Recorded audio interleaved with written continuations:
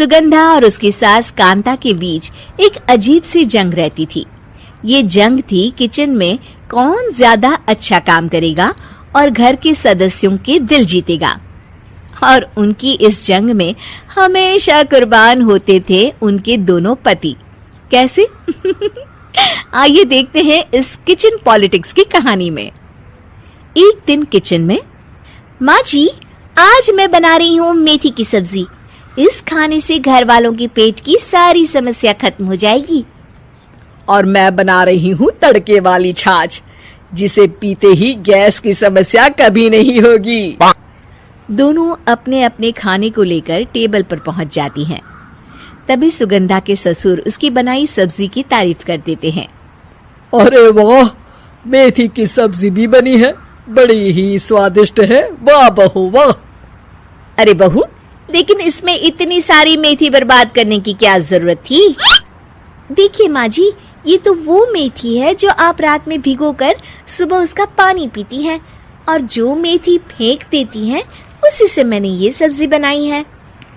अरे वाह बहू, तुमने तो बड़ा ही समझदारी का काम किया। बस अब क्या था, कांता जी का तो मानो ये सुनकर खून ही सूख गया।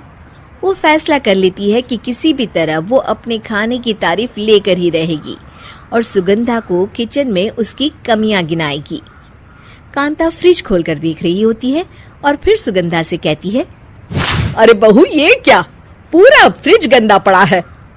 तभी वहाँ सुगंधा का पति आ जाता है। वो सुगंधा को डांट कर कहता है, सुगंधा, तुम्हें कितनी बार कह रखा है कि वायरस फैल रहा है, साफ सफाई का पूरा ख्याल रखना है, लेकिन तुम किचन में इतनी गंदगी रखोगी तो कैसे चलेगा। सुगंधा सास की तरफ देखती है जहाँ वो मुस्कुरा रही होती है। सुगंधा समझ जाती है कि सास ने उससे बदला लेने के लिए ये सब किया है। दोनों रात के खाने की तैयारी में लग जाती हैं। दोनों ना एक दूसरे की तरफ देखती हैं और ना ही एक दूसरे से बातें करती हैं। रात को खाने की टेबल पर एक एक कर दोनों कई तरह के अलग अलग व्यंजन टेबल पर लगा देती हैं और अपने अपने पति के पास जाकर खड़ी हो जाती हैं। अरे खाइए जी खाइए, मैंने बड़ी मेहनत से बनाया है। प्लेट में वो खाना डालती हैं।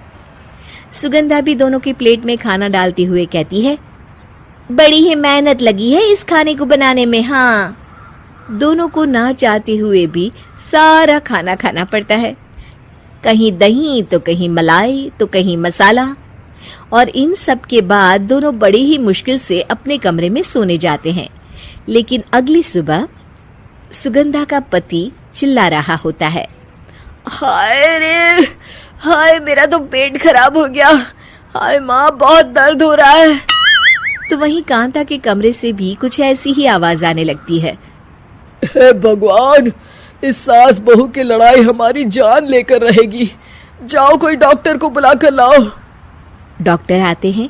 दोनों को देखकर कांता और सुगंधा से कहते हैं, देखिए, आप दोनों इन्हें खाने में हल्का ही दीजिएगा।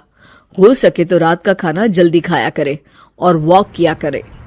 इतना कहकर डॉक्टर वहां से चले जाते हैं। जिसके बाद एक बार फिर से दोनों बहुएं किचन में जाती हैं और खाना बनाने में लग जाती हैं।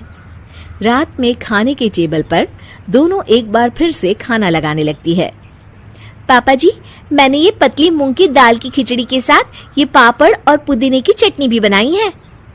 अरे बहू, अभी अभी बेचारे पेट की बीमारी से गुजरे हैं, इतना भारी खाना तो डॉक्टर ने भी मना किया है ना।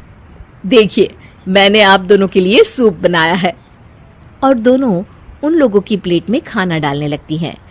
तभी दोनों एक साथ बोल पड़ते हैं, बस करो, हमें माफ करो, हमें नहीं खाना इस घर में ना खिचड़ी और ना ही सूप।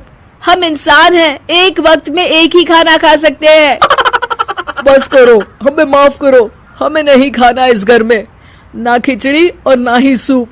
हम इंसान हैं, एक वक्त में एक ही खाना खा सकते हैं।